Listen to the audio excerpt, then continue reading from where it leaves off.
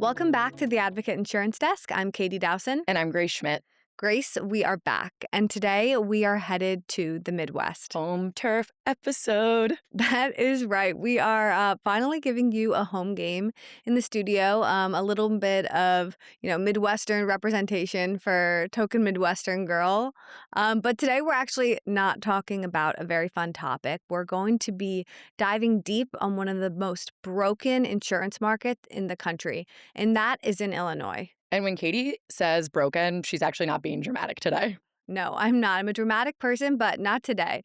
So, today we're talking about liability insurance for Illinois nursing homes, why it costs dramatically more than every other commercial real estate asset class, where the coverage gaps are, and the Illinois specific factors that are making all of it worse. And we're going to start the way we always do, by pulling up the market terminal, walking through the actual data, and showing you exactly what's happening and why. All right, Grace. Now, diving into the data, I want people to see how liability looks different depending on what asset type you're looking at in Illinois. Because on paper, these are all commercial real estate assets, but the pricing does not look the same at all. Not even close. The disparities between a multifamily asset and a nursing home asset are large, like Olympic size pool large. Okay, can you walk through the liability pricing differences between each asset type? Yeah, for sure. So let's go ahead and start at the low end. So at the low end, we have multifamily with a rate online of $5.83. Now, just to make sure we're all on the same page, the rate online is the price per $1,000 in coverage. So $5.83 means it costs $5.83 per $1,000 in coverage. So next up, we have the mixed use asset, which has a rate online a little bit higher at $7.91. Then we have assisted living, which sits at $9.73. And so far, this should all feel pretty logical. They are different risk profiles, so their pricing is a little bit different, but they are all in the same neighborhood, in the same ballpark. Right. Yeah, you're stepping up, but I'm not observing anything crazy yet. No, nothing we're looking at is super crazy. But then we look at nursing homes. And when we look at the nursing homes, we see that the rate online is $47.68 per $1,000 in coverage. Wow, $47. That is not a step up. That's a jump. It's basically a different category and a different world. If you compare it, nursing homes are roughly 5 times more expensive to insure than assisted living and about 8 times more expensive than insuring a multifamily asset.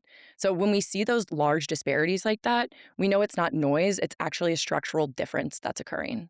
And the per number doors we're showing here are even making it more obvious. Way more obvious. Nursing homes have an average premium of $996 per door, whereas assisted living is $248 per door, and multifamily is about $204 per door. So basically $1,000 per door versus a couple hundred. And what's wild about this is that assisted living and nursing homes serve overlapping populations. They're both senior care environments. To a lot of people, colloquially, they are synonymous. To me, they seem pretty similar. So why is one 5 times the amount of the other? It really comes down to 3 structural differences. The first difference between assisted living and nursing homes is in clinical intensity. So, assisted living absolutely can have medical components, right? They can have medication administration, memory care units, even some nursing services, depending on the state. But nursing homes, unlike assisted living, are licensed for 24/7 skilled nursing care. Okay. They manage way higher acuity residents, post acute hospital discharges, feeding tubes, dialysis coordination, just some really high intensity clinical needs. hmm So, the second difference we see between assisted living and nursing homes is in the documentation and regulatory exposure. So, nursing homes operate under more formalized care plans and inspection regimes. So, when something goes wrong, there's a much deeper medical and regulatory record that's required, and this creates a larger exposure to litigation. Now, the third main difference between assisted living and nursing homes comes down to claim severity. So, the dominant claims in nursing homes are professional liability driven, so improper treatment, neglect, and wrongful death. Assisted living facilities can see some of these claims, but not to the same degree or same frequency that nursing homes will. So, while the populations of nursing homes and assisted living facilities do overlap, the operational and especially the legal risk environments associated with each are not the same, and our pricing reflects that difference. Okay, so it makes sense to treat them as separate categories, but where does Illinois fit into all of this? So, Illinois has a long track record of being one of the most plaintiff friendly states when it comes to senior care litigation. That litigation shapes everything on the pricing side. So it's clearly a compounding issue, the inherent liability risk of the facility type layered on top of the legal environment in Illinois specifically. Exactly. And when you see a $9.73 ROL versus a $47.68 ROL, you're not looking at an incremental underwriting difference here. You're looking at a completely different liability landscape altogether. Wow. Welcome to Illinois nursing homes. Welcome to it. Okay, so now we know how expensive nursing home liability is relative to other asset types. But Grace, the pricing story is only half of it. Because what we found in the data about what these policies actually cover or don't cover might be more concerning for our listeners. This is the part that really surprised me when we pulled up the numbers in preparation for this episode, Katie. Okay, let's pull up those numbers now. So, to those watching along, you'll be able to see that now we are looking at the pricing comps page within the Advocate Market Terminal, and we're going to pull up the nursing home and assisted living comparisons. When we do that, we can see that only 67% of Illinois nursing home liability policies include professional liability coverage. And now, when we navigate away to assisted living asset types, or when we navigate from nursing homes to assisted living asset types, it's even worse, only 53%. So that means a third of insured nursing homes and nearly half of insured assisted living facilities don't carry professional liability. That's right. And professional liability is the coverage that responds to the claims you were just describing earlier, the abuse, neglect, malpractice, wrongful death claims. Exactly. The claims you just mentioned, Katie, are the very claims that are producing big jury settlements, seven figures and up. What's really wild to me is that a huge portion of nursing homes are not carrying coverage for the thing that is most likely to bankrupt them. Okay, so I want to ensure our listeners understand what we're talking about here because it's actually three buckets of policyholders in Illinois we're observing when we talk about the gaps in coverage. Grace, can you walk us through those three different groups, three different buckets? Totally. Let's start with bucket one. So, bucket one, you have the nursing homes with no liability coverage at all. Now, this will be surprising, right? Like, why would a nursing home not have liability coverage?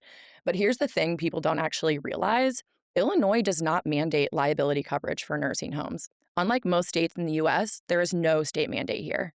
So, a facility can operate in Illinois without carrying any liability coverage. This rule applies to both nursing homes and assisted living facilities. I know it's wild, but there have been multiple legislative efforts to require this type of coverage. Bills have been introduced, but they've been repeatedly failed to make it past committee. Wow. So, that's bucket one, facilities that are completely exposed. What's in bucket two? Right. So bucket two sits somewhere in between. Bucket two are the nursing homes that have general liability coverage only. So they have some coverage, but no professional liability coverage. They're insured for someone slipping in the parking lot, say, but not for a resident who dies from neglect. Got it. So, that third bucket, what are we looking at? Right. So bucket three includes the operators who are doing it right. They're carrying both general and professional liability coverage. I think this is where it gets really frustrating and actually quite interesting, right? Because the carriers aren't pricing based on the individual facilities coverage, they're pricing on the total loss environment, which includes losses generated by the facilities in bucket one and bucket two as well. You're making a great point here, Katie. The operators who are doing it right, who are doing the right thing, who are carrying full coverage, are effectively subsidizing the risk created by everyone who doesn't. So even if you're a nursing home in Illinois that's well run, fully staffed, and carries comprehensive coverage, they are still being priced based on what's happening across all of Illinois.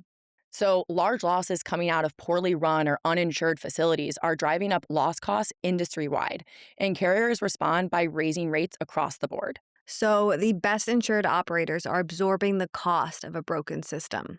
That's a great way to put it, Katie. And until Illinois either mandates coverage or the market structure changes, this disproportionate dynamic isn't going to go anywhere. Okay, so we've established the pricing disparity, we've shown the coverage gaps. Now I want to zoom in on why Illinois specifically is one of the hardest states to find reasonably priced coverage, specifically professional liability coverage. Grace, I think we should start with the carrier market. Can you walk me through the current market environment? Totally. So, when we look at the national market, we'll actually see that since 2020, over 40% of traditional insurance carriers have actually exited the senior living market. So, Illinois isn't part of an isolated case, it's part of a broader carrier pullback. But we still know these carriers are writing business in other states. So, what does that translate to here in Illinois? Translation, the big players have left. They've walked out the door, they've said goodbye, right? We've seen Hartford leave Illinois, we've seen Travelers pull way, way back. And carriers have to do this when they sustain large loss ratios for multiple consecutive years. So, who's still operating then? It's time for a shameless plug, Katie. Let's pull up the market terminal. Okay, so I'm pulling up the market terminal, as Grace mentioned, and I'm searching for Illinois in the top search bar. Once I select Illinois, I'm going to select the nursing home asset type. We will then see a breakdown of carriers writing coverage for nursing homes in Illinois. Grace, who are these players we have on the screen? None of them are actually super familiar to me. I wouldn't expect them to be familiar to most people. The carriers we're looking at are specialty players. They're surplus line carriers. So you're looking at names like Beasley E&S, Agent Alliance, Continental Casualty. And these are not your mainstream admitted market carriers like a State Farm. And when your market is that concentrated to specifically specialty carriers, every renewal is a negotiation with very limited leverage. And that level of concentration just does not happen randomly. Carriers don't pull back like that without a reason. Grace, why are we seeing carriers pull out of Illinois? It's the plaintiff friendly environment coupled with a very sophisticated and well funded attorney environment in Illinois. Where do we see the effects of the environment play out in Illinois? So we see the effects of this environment in good old Cook County, which is basically Chicago. So Cook County is specifically identified as one of the most challenging jurisdictions in the country for senior living liability, which is one of the main reasons we see such a concentrated carrier pool here. We've seen this before. This is the same type of environment that we observed in New York. 100%. So, for anyone who did not listen to our New York episode, in that episode, we broke down how nuclear verdicts drive large carrier payouts, which then affect litigation funding and ultimately constrain insurance capacity in the market. And we're seeing that exact trend in Illinois. Hmm. Over the last 15 years, Illinois was one of just 6 states that accounted for 62% of nuclear verdicts nationally. Cook County alone represents 2/3 of nuclear verdicts in Illinois. And the numbers keep climbing from there. So, professional liability claims rates for nursing homes specifically have increased 300% since 2020. And the average claim settlement has gone from $406,000 in 2018 to over 1.2 million in 2024. Wow. So, that is tripling in 6 years. What are specific cases that illustrate this? There are tons of examples coming out of Cook County. One specific one is in 2025 when a Cook County jury awarded $5.5 million to a family whose family member died from nursing home neglect. But what's really interesting is not actually the specific examples, but instead the fact that almost 40% of liability trials in Illinois stem from professional liability claims. This is nearly twice as common than the national experience. That is crazy and so concentrated for just one county. Right. And that's one of the reasons Cook County is considered a judicial hellhole for carriers. Honestly, that and also because my sister is a practicing attorney in Cook County. Wow. So we have a shrinking carrier market, an escalating verdict environment with Kathleen Schmidt. And now, on top of all of that, as you mentioned, Grace, the regulatory landscape in Illinois is in flux. Can you walk us through what's happening? Yeah. So the big story right now is the fight over insurance rate regulation. Governor Pritzker, the governor of Illinois, called for tighter insurance regulations after State Farm raised homeowner premiums by an average of 27% just in the summer of 2025. And that led to actual legislation? It did, actually, HB 3799. The bill passed the Senate in October of 2025, but it failed in the House. Wow. So the regulatory environment is actively changing. And I do want to mention that while a lot of this legislation is focused on homeowners insurance, any expansion of state regulatory authority sets a precedent across all markets. 100%. Okay, so one question that comes to mind, Grace. If Illinois eventually mandates nursing home liability, which they don't currently require, as we mentioned earlier, does that expand the market by bringing in new carriers and moderating pricing? Or does it collapse it by forcing those operators who are on the margins, who can't afford coverage anymore, to shut down? That is a question without an easy answer, which is one of my least favorite responses. That's the question everyone in this space should be asking themselves and thinking about. What happens to carriers and operators once coverage is mandated? So, Grace, we've walked through pricing disparity, coverage gaps, carrier contraction, litigation risk. If I'm an operator or a broker listening to this, I'm thinking, okay, this is a hard market. What am I actually supposed to do with this information? Right. So the first step is to stop operating without a benchmark. You can't control Cook County and you can't control jury trends and verdict trends, but you can control whether you understand where you sit relative to your peer group. And that's where the market terminal becomes practical because now you can see, are you priced in line with comparable Illinois facilities? Are you carrying the same structure as your peer set? Are you materially outside the median? Exactly. And we just showed that a meaningful percentage of facilities don't even carry professional liability in Illinois. That's not anecdotal, that's measured coverage structure data. So instead of saying this is what the market is doing, you can actually show how the lack of requiring professional liability coverage for nursing homes could affect your quote given the market conditions in Illinois. So once an operator has their benchmark, then they need to see where they sit within the ROL distribution. So when you see a wide spread between median and top quartile pricing, as an operator, that should tell you that this is not a uniform market. It tells you that some operators are negotiating better than others, some facilities are structured differently.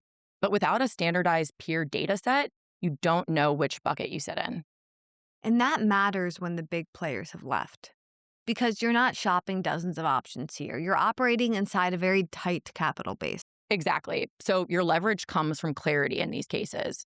If you walk into a renewal knowing the peer median where your peer median is trending, you have a completely different conversation. You can't change the verdict environment or the price of your quote, but you can avoid being an outlier unnecessarily. Yes, and you can plan. I mean, if the market is trending upward through mid 2026, that won't be a surprise if you're watching the data. You can forecast. Exactly. The thing is, the market is difficult, but what's important to remember is that difficulty doesn't mean randomness. The operators and brokers who will win are the ones who are operating with measurable peer context and not assumptions. So I think the three main takeaways are benchmark your structure, understand your peer set, and make decisions from data and not anecdotes. Exactly. That's what you should do if you're an operator in this state. Because in a constrained market like the Illinois nursing home market, information is your leverage here. Grace, before we wrap up, I want to make sure we leave everyone with the core takeaways. So, what should people remember from this episode? Yeah. So the first thing to take away and remember is the pricing gap. Nursing home liability in Illinois is dramatically more expensive than any other commercial real estate asset class. And that spread is driven by liability exposure. Second takeaway, about a third of insured nursing homes in Illinois don't carry professional liability coverage at all, and the state doesn't require them to. So the operators who are carrying it and effectively doing the right thing are effectively supporting a system where not everyone is playing by the same rules. Right. And then there's the litigation environment. That's the third takeaway. Cook County is one of the most aggressive litigation venues in the country for senior care. Nuclear verdicts and third party litigation funding are pushing loss severity higher and driving up liability pricing specifically in Illinois. And I'll add one final takeaway limited carrier capacity. Yes. Several major carriers have exited or pulled back, leaving a small group of specialty players writing this business. So that concentration changes renewal leverage. And with the regulatory environment still shifting, capacity could tighten even further. Right. We cannot forget about the pending regulatory environment and pending legislation. Both of those could materially change how this space functions. But the operators who are investing in professional liability coverage, risk mitigation, and data driven insight tools like the Advocate Market Terminal are the ones who will most likely navigate this ship successfully. Mhm. This was a heavy episode, Grace, but I think definitely an important one. I like the fact that we chose not to focus just on multifamily, but zero in on a completely different commercial asset class because they cannot be treated as like for like. No, as we've seen at the data at the start of the episode, even though they're all in the commercial asset space, they cannot be thought of as the same. And what I really want to say to our viewers is that if you're operating in this market or brokering in it or even advising clients in it, we would genuinely love to hear if what you're seeing lines up with what we're seeing in our data. Yes. Is this consistent from what you're seeing out in the market? As always, thank you all for listening. We will be back soon with more data driven market insights. This has been the The Advocate Advocate Insurance Desk.